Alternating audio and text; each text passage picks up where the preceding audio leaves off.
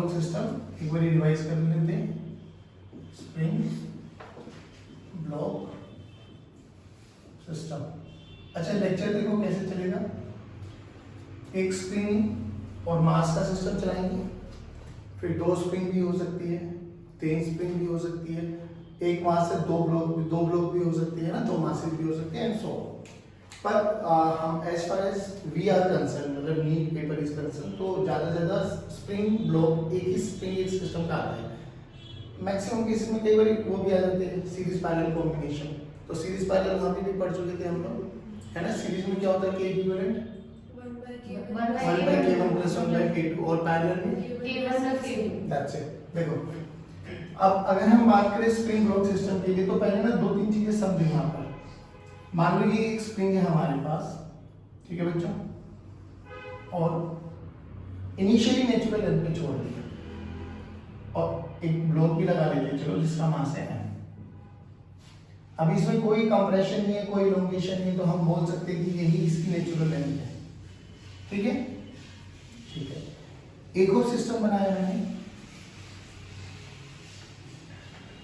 इसका spring constant की है, इसका भी स्प्रिंग कांस्टेंट की है, ये मास है m। दोनों में क्या फर्क है, इस पे मैंने कांस्टेंट फोर्स लगाया है F। ठीक, अभी समझ आ रहा है। इधर भी लेते हैं हम, जैसे वो तो हॉरिजॉन्टल बना लिए, अब एक वर्टिकल बना, ये एक स्प्रिंग, ठीक, और एक और स्प्रिंग, और इसमें मास लगा दिया m। ये तो देख के समझ में आ रहा है हमें बेसिकली इसमें क्या हुआ। तो इनिशियली हम ये बोलेंगे ये नेचुरल लेंथ पे है ना, और हम लोग अभी जब तक कुछ ना बोला जाए अपन मान के चलेंगे कि स्प्रिंग मासलेस है, तो हम बोलेंगे कि ये नेचुरल लेंथ पे है। क्या ये भी नेचुरल लेंथ है क्या? नहीं, ये नेचुरल लेंथ नहीं। तो नेचुरल लेंथ तो यहाँ तक ही थी, उसके बाद क्या हुआ जल्दी बोलो। हाँ, जो कि इस पे एक एक्सटर्नल फोर्स लग रहा है mg, जिसने इसको खींचा और इसमें इलोंगेशन आई। मान लो ये इसकी मीन अपनी नेचुरल लेंथ से x0 है, तो स्प्रिंग फोर्स कितना जनरेट हुआ ऊपर, kx0। ये स्प्रिंग फोर्स जनरेट हुआ kx0। अभी अपन ये बोल सकते हैं ये मेन पोजीशन है, हाँ बिल्कुल बोल सकते हैं। तो this is mean position. Main position का मतलब बताओ जल्दी, जहां पर f net 0, तो देखो f net 0, this is mean position. तो मैं लिख सकता हूं kx0 must be equal to mg। अच्छा, इसको इस इक्वेशन को हम बोलते हैं मीन पोजीशन फोर्स रिलेशन। क्या बोलते हैं बेटा? Mean position force. हाँ, मीन पोजीशन फोर्स रिलेशन। ठीक है बच्चों, चलो इसमें देखो, वो तो समझ में आ गया, बहुत बेसिक सी बात थी। इसमें बताओ क्या ये नेचुरल लेंथ है? हाँ है। क्या इस पे नेट फोर्स 0 है? हाँ है, क्योंकि स्प्रिंग में जो kx होता है वो नेचुरल लेंथ से होता है। अब जो कि इसमें तो कोई इलोंगेशन नहीं, कोई कंप्रेशन नहीं, तो kx0 की वैल्यू क्या है? 0। इधर कोई एक्सटर्नल फोर्स लग रहा है? नहीं, तो अप्लाइड फोर्स भी 0 है, स्प्रिंग का फोर्स भी 0 है, mg n को बैलेंस कर रहा है, तो हॉरिजॉन्टल डायरेक्शन में कोई नेट फोर्स नहीं है, नीचे ऊपर भी एक दूसरे को कैंसिल आउट कर रहे हैं। यानी यहाँ पर भी हम क्या बोल सकते हैं कि f net 0 है। अगर f net 0 है तो क्या मैं बोल सकता हूँ कि स्प्रिंग की नेचुरल लेंथ पर ही मीन पोजीशन है? अरे बोलो भाई, यहाँ पर ऐसा नहीं था क्योंकि एक्सटर्नल फोर्स लग रहा था। तो मीन पोजीशन कई बारी जहाँ नेचुरल लेंथ होती है वहीं पे भी आ सकता है। मीन पोजीशन हर बारी नेचुरल लेंथ पे आएगी, इसकी कोई गारंटी नहीं। अब कमिंग टू दिस पॉइंट देखो, तो ये अभी इनिशियली नेचुरल लेंथ पे था बाबा, बट जो कि हमने एक कांस्टेंट फोर्स लगाया है जिसके कारण ये मास क्या करेगा, आगे की तरफ शिफ्ट करेगा। तो क्या मैं यहाँ पे इस नेचुरल लेंथ पे इसको मेन पोजीशन बोल सकता हूँ? नहीं। क्यों? क्योंकि इस पे F लग रहा है। मेन पोजीशन कब आएगी? जब इधर लगने वाला फोर्स इधर लगने वाले फोर्स के बराबर हो जाएगा। यानी इस स्प्रिंग में क्या इलोंगेशन आएगा? बिल्कुल आएगा। आज तो स्प्रिंग में कुछ इलोंगेशन आया, मान लो यहाँ पर, और ये अपनी नेचुरल पोजीशन से कितना आगे बाबा? x0। अभी इधर F कांस्टेंट फोर्स लग रहा था और इधर कितना लग रहा है बेटा? kx। हाँ, अगर ये बराबर है तो हम बोल सकते हैं इस केस में मीन पोजीशन ये नहीं है। Now what you have to do, जब भी हमें स्प्रिंग ब्लॉक सिस्टम करने ना 3 से 4 पॉइंट हमें याद रखने हैं। पॉइंट नंबर 1, सबसे पहले आइडेंटिफाई योर मीन पोजीशन वो मीन पोजीशन नेचुरल लेंथ पर भी हो सकती है, उसके आगे पीछे कहीं पर भी हो सकती है। तो find mean position. Mean position का मतलब बोलो एफ नेट 0। चलिए दूसरा पॉइंट बोलो, राइट डाउन, हाँ write down mean position force relation, ये MPFR, ठीक। थर्ड पॉइंट क्या करना बच्चों, जैसे ही मीन पोजीशन पता लग जाए, मीन पोजीशन फोर्स रिलेशन निकाल लो। Now what you have to do, अब यहां से इसको स्लाइटली डिस्प्लेस करो, क्योंकि अब ये पार्टिकल इस मीन पोजीशन के अबाउट SHM करेगा, ठीक। तो स्लाइटली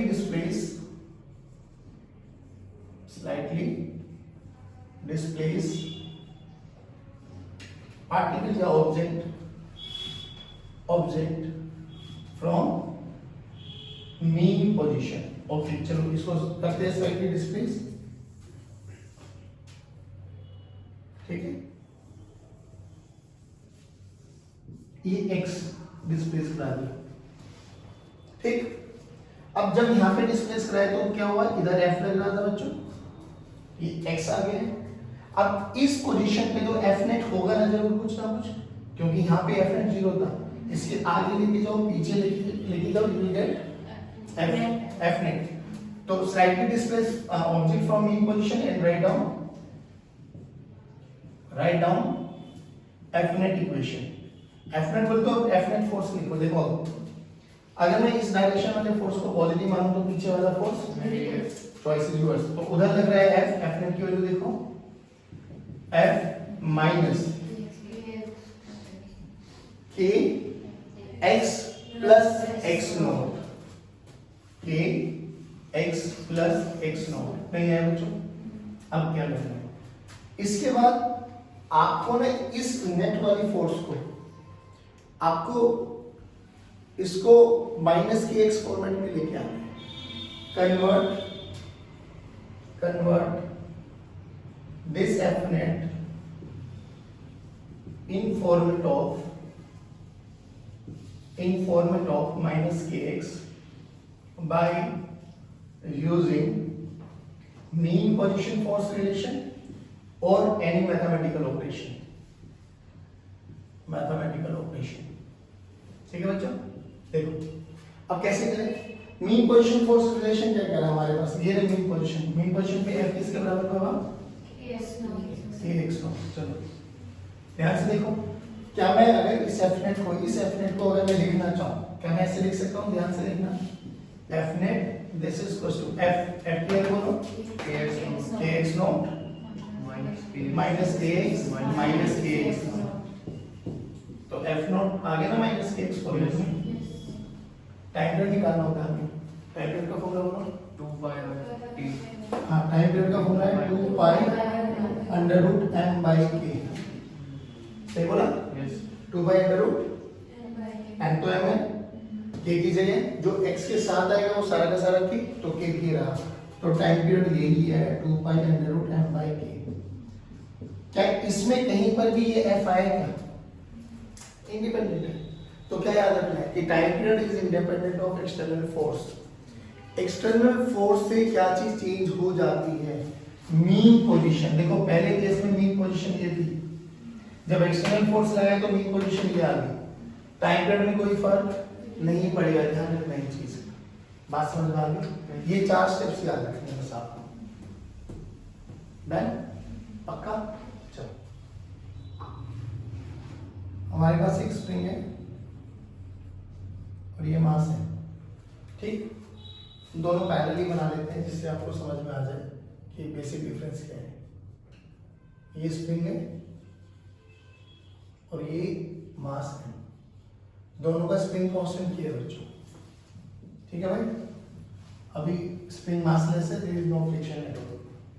क्या हुआ दोनों ही केसेस में। अच्छा ये बताओ ये क्या चीज है, मीन पोजीशन। यस अगर कोई एक्सटर्नल फोर्स नहीं लग रहा तो ये क्या है हमारी मीन पोजीशन, और वो भी क्या है मीन पोजीशन। हाँ ये भी मीन पोजीशन है। अब मीन पोजीशन अगर ये है तो नेचुरल लेंथ कहीं ऊपर रह चुकी है भाई। अगर मीन पोजीशन ये है तो नेचुरल लेंथ तो कहीं पीछे रह चुकी है ना, कितनी पीछे रह चुकी है, एक्स नॉट, परफेक्ट। अब देखो हुआ क्या, एक बुलेट आई, अच्छा इसका मास कैपिटल एम मान लेते हैं, एक बुलेट आई जिसका मास छोटा एम है और वेलोसिटी वी नॉट है, ठीक। इसमें भी एक बुलेट आई जिसका मास एम और वेलोसिटी वी नॉट। हुआ क्या बताओ,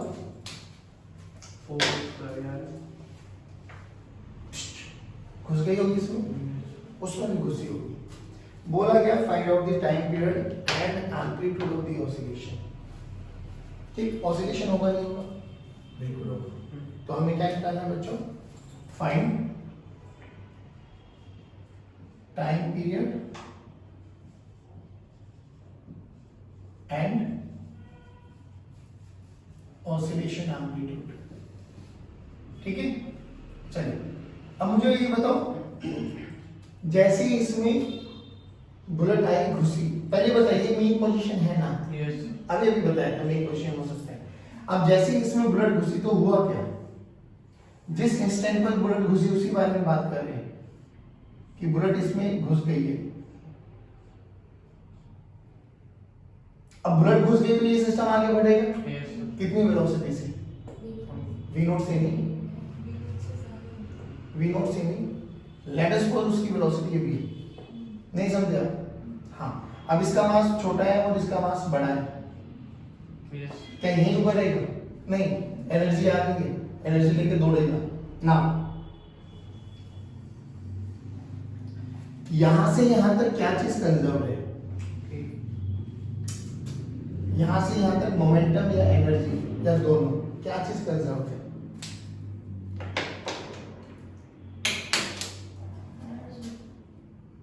एनर्जी, मोमेंटम कंजर्व है। एनर्जी क्यों कंजर्व नहीं है? रीजन सुनो, ये कैसा कोलिजन है? इन इलास्टिक कोलिजन, उसमें तो एनर्जी लॉस होता है भाई। तो यहां से यहां क्या चीज कंजर्व है? Momentum, energy conserve. क्यों? क्योंकि कोलिजन इन इलास्टिक है, याद रखो ना। तो मोमेंटम क्या कहता है? Just before collision and just after collision momentum will remain same. Initial momentum देखो, इसका कितना था? m into v नॉट, इसका कितना था? 0, ये तो रेस्ट पे था। आफ्टर कितना हो जाएगा? इन दोनों का मास हुआ m plus n और स्पीड हुई v, तो ये फाइनल मोमेंटम बना बाबा, ये इनिशियल मोमेंटम बना। नहीं है तो just before and just after collision momentum conserved है, तो mv naught this is equals to capital M plus m into v। पहले बताओ ये चीज समझ में आई क्या? ठीक। अब जब ये आगे इसके पास, तो अभी ये कहां पर, किसकी बात करें? उस इंस्टेंट पर जब इसमें घुसी है, दैट इज मीन पोजीशन। अब ये क्या करेगा? इसकी जो एनर्जी है उस एनर्जी को लेके भागेगा। अब एनर्जी लेके भागा, देखो मान लो यहां तक चला गया। अब ध्यान से सुना, तो यहां पे फाइनल वेलोसिटी क्या हो गई होगी? 0। भाई हमें ये तो निकालना है एम्पलीट्यूड। एम्पलीट्यूड क्या होता है? मीन पोजीशन और जहां वेलोसिटी 0 हो जाए उनके बीच का डिस्टेंस। नाउ यहां से यहां बताओ क्या चीज कंजर्व? मोमेंटम कंजर्व या एनर्जी कंजर्व या दोनों कंजर्व? अच्छा, मोमेंटम कंजर्वेशन की कंडीशन क्या है? If F net equals to 0 ना। अब ये देखो ना, यहां से यहां एफ नेट है या नहीं है? किसका? कब, कौन लगा रहा है एफ नेट? कोई तो पूछ रहा। स्प्रिंग। भाई यहाँ पे जब नेचुरल इलेक्ट्रिसिटी तो x नॉट 0 था, अब जैसे ही हुआ तो स्प्रिंग फोर्स एक्टिवेट हो गया, तो मोमेंटम तो कंजर्व नहीं है। मोमेंटम तो कंजर्व, तो यहाँ से एनर्जी कंजर्व कर सकते हैं। हाँ, initial energy half m plus m into v square must be equals to half k a square potential energy.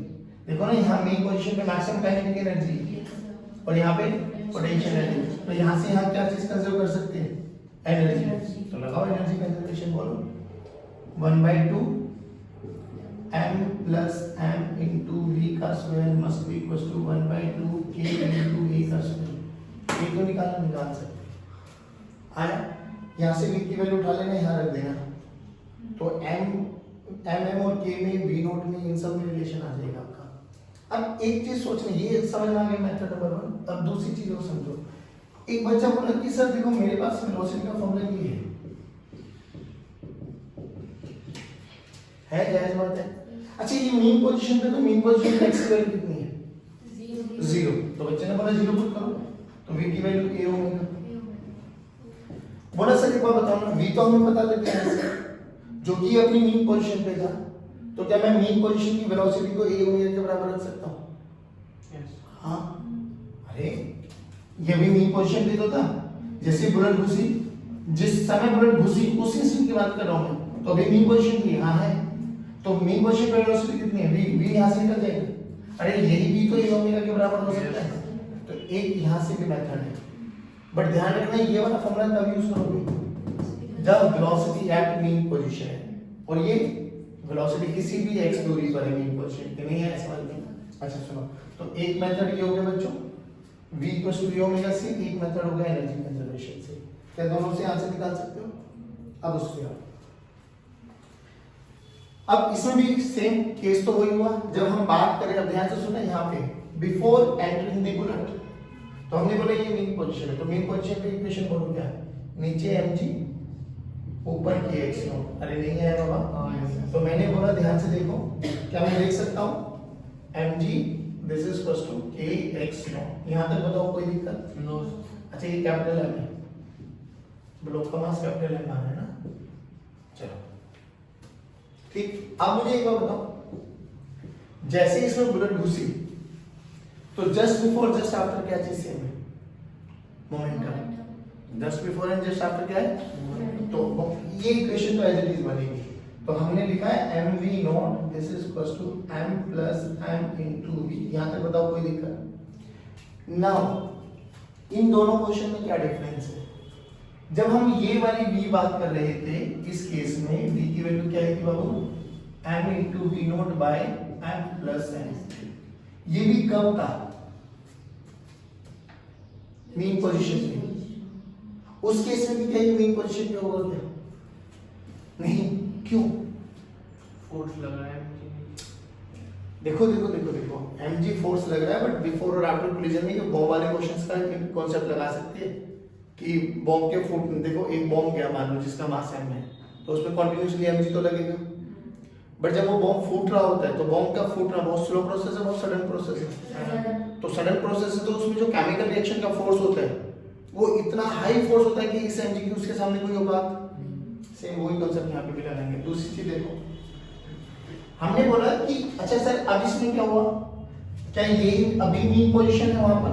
क्या अभी भी मीन पोजीशन वही रहेगी या चेंज हो जाएगी? क्यों हो जाएगी जी? हाँ, बुलेट घुस गई है सर, मीन पोजीशन में ये रिलेशन थी, लेकिन जब बुलेट घुस जाएगी तो अब फॉर्मूला क्या बन जाएगा? m plus m into g this is equal to kx dash कुछ भी, तो मीन पोजीशन तो चेंज हो गई सर। तो जो यहाँ पर भी v आएगा v, वो अब मीन पोजीशन की वेलोसिटी, तो हम उसको a ओमेगा के बराबर नहीं रख सकते। ये चीज समझाने की कोशिश कर रहा हूँ। समझ में आ गया कि यहाँ पर क्यों मैं v equal to a omega लिख सकता हूँ, वहां पे क्यों मैं v equal to a omega नहीं लिख सकता? क्योंकि जैसे ही बुलेट घुसी वो अभी भी मीन पोजीशन पे था, बट जैसे ही बुलेट घुसी उसकी मीन पोजीशन चेंज हो गई, क्योंकि mg एक्ट कर रहा है वहां पर अभी। तो ये कितना नीचे आ गया? मीन पोजीशन कहाँ चली गई? ये मीन पोजीशन नहीं है बाबू, ये मीन पोजीशन बिफोर बुलेट थी, है ना? मैं लिख देता हूँ mean position before entering the bullet, before entering the bullet. अब क्या हुआ? अब मीन पोजीशन कहीं डाउन आ गई होगी, है ना? m plus m। अब ये कितना डिस्प्लेस हुआ भाई? मान लो x, मान लो x नहीं हो, तो इस पे नीचे कितना देगा बेटा?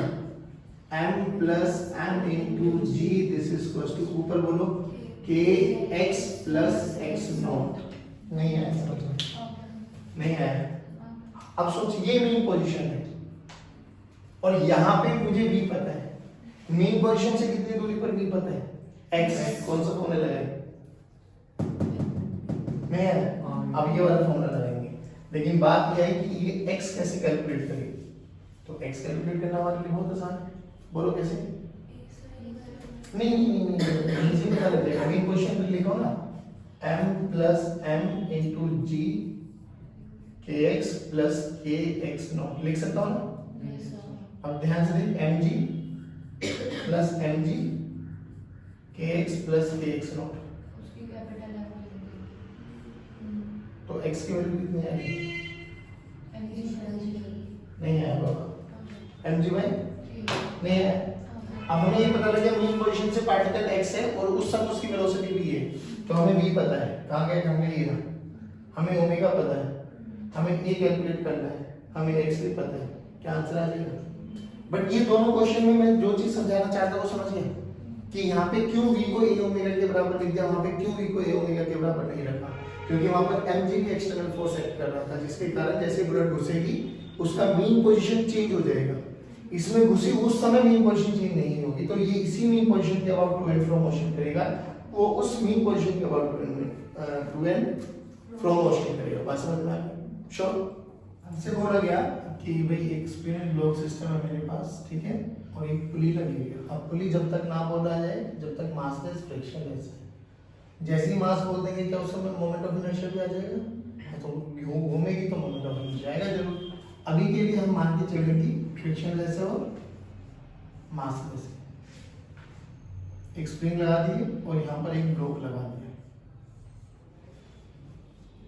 बोला गया टाइम पीरियड ऑफ ऑसिलेशन निकालना।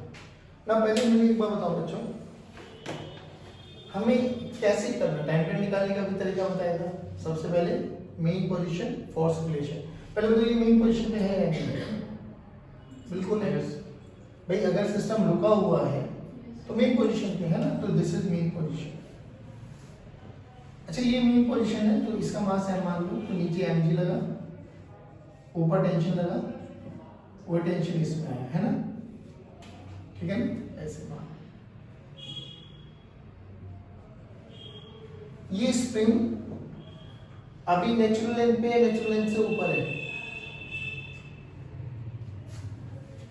आराम से देखिए, एक स्प्रिंग थी उसके ऊपर से पुली है, मास ऐसे लगाया तो मास नीचे आया हुआ, तो इसमें एक्सपेंशन आ गया होगा। तो ये नेचुरल लेंथ पे तो नहीं, मान लेते कितना नहीं है, मान लो ये x नॉट अपनी नेचुरल लेंथ से ऊपर है, तो कितना फोर्स लगाया हुआ इसने, kx नॉट। यस। ध्यान से देखने वाली क्या बात है बाबा कि अगर मैं यहाँ पे मीन पोजीशन फोर्स रिलेशन देखूं तो चलो क्या मैं बोल सकता हूँ T is equal to m into G. क्या मैं यहाँ पर भी बोल सकता हूँ जो टेंशन आ रही है वो kx। देखो अभी ये ना ऊपर जा रही है ना इलोंगेट हो रही है ना कंप्रेस हो रही है, तो जो इसमें टेंशन है वही kx नॉट के बराबर है, यानी T this is equal to. ये बताओ लिख सकता हूँ नहीं लिख सकता हूँ? लिख सकते हैं। तो जो कि मेरे पास मीन पोजीशन फोर्स रिलेशन है, तो मैं लिख सकता हूँ mg kx naught this is equal to T। ये T कहाँ पर है? मीन पोजीशन पे, टेंशन एट मीन पोजीशन। अच्छा अब क्या करो, अब मीन पोजीशन से थोड़ा सा डिस्प्लेस करो। भाई ये तो सीखा था हमने, मीन पोजीशन निकालो, मीन पोजीशन फोर्स रिलेशन निकालो, उससे थोड़ा सा डिस्प्लेस कराओ। जब इससे थोड़ा डिस्प्लेस कराएंगे, देखना ध्यान से,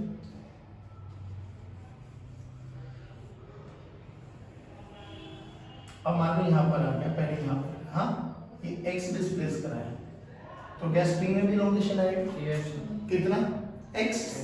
तो अब स्प्रिंग कितना इलोंगेट हो गई है नेचुरल लेंथ से, x प्लस x नॉट, तो स्प्रिंग का फोर्स कितना लगेगा?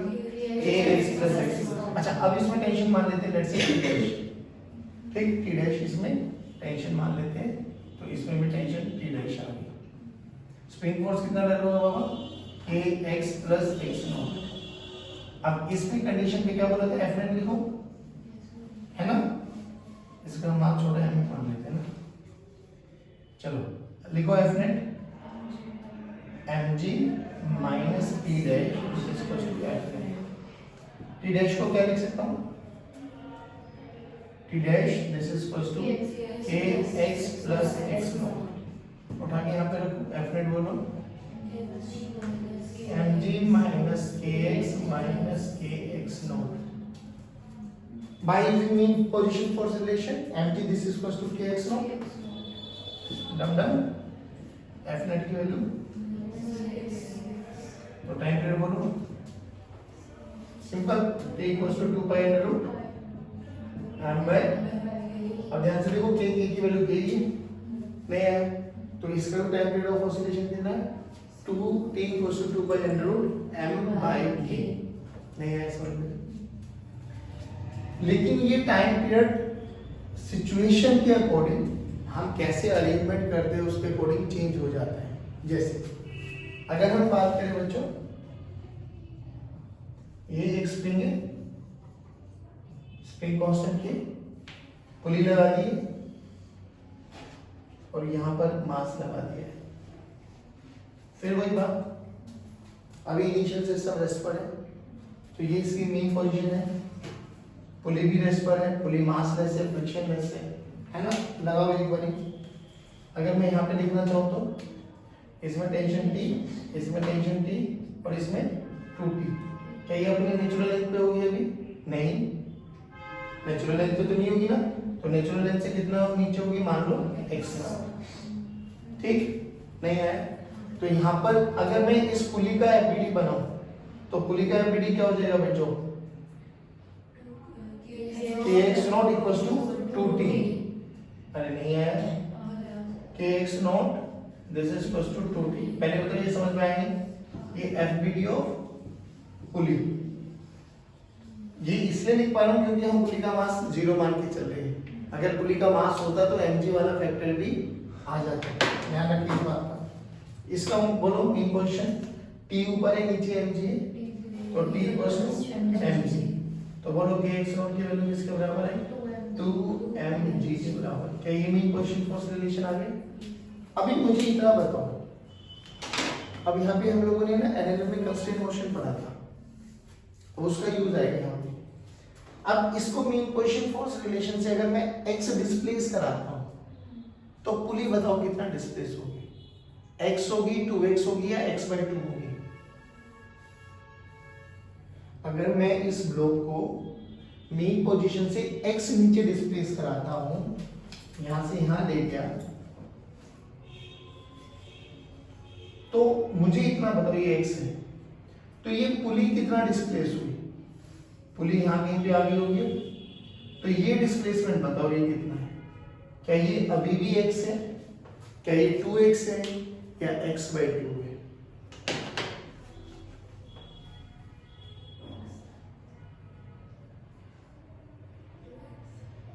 सोचो, कंस्ट्रेंट भूल गए ना, चलो ये होमवर्क में डाल दो कितना है, वैसे x/2 है, होमवर्क है कि हाउ ये अपना कंस्ट्रेंट मोशन पढ़ के आओगे, ठीक डन, ये x/2। अच्छा अब बताओ, तो अब इस पे डेफिनेट लिखो mg माइनस t डैश मान लेते हो, हाँ this is equal to f net, पहले ये बताओ ये लिखा नहीं लिखा, ठीक। अब यहाँ पे क्या हो जाएगा, पुली का k x naught plus x/2 is equal to 2t dash, भाई अब 2t डैश नीचे लगेगा है ना, तो पुली का लिखो तो क्या हो जाएगा, k x naught plus x/2 this is equal to 2t dash, t dash की वैल्यू को यहाँ रखो, देखो f नेट क्या है, f नेट देखो क्या है, mg माइनस ऑफ 2 को इधर लेके आ लो नीचे, तो kx not by 2 minus of kx by 4, भाई 2 आ गया ना नीचे। अब देखो main position force relation use करो, mg किसके बराबर है, kx not by 2, kx not by 2 ने mg को मार दी, तो f नेट की वैल्यू देखो बाबा माइनस kx बाई 4, कंपेयर करो स्टैंडर्ड इक्वेशन के साथ, f equals to minus kx, तो माइनस माइनस x, x तो k की वैल्यू क्या बन गई, k बाई 4, k की वैल्यू क्या बन गई, तो टाइम पीरियड का formula t equals to 2 pi under root 4m by k, खत्म, t equals to 2 pi under root 4m by k। एक तो आपका होमवर्क क्वेश्चन ये रहेगा आज, ठीक, एक मैं और बना रहा हूँ, वो भी होमवर्क है और फाइंड आउट टाइम पीरियड, वो क्या है सुन लो एक बारी।